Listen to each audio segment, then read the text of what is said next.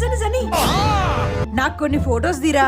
అసలు ఇది ప్రశాంతంగా పడుకునేది. అక్క ఇప్పుడు నేను ఫోటో తీసాను అనుకో, ఫోటో కోసం ఫోటో తీసినట్టే ఉంటది. అదే నువ్వు ఏదో పని చేసినప్పుడు నేచురల్ గా ఫోటో తీసాను అనుకో, సూపర్ వస్తాయి. నీకెందుకు, నీ పన్ను చేసుకో. A few minutes later. ఒరే సన్నీ, ఫొటోస్ తీసావా? చూపి.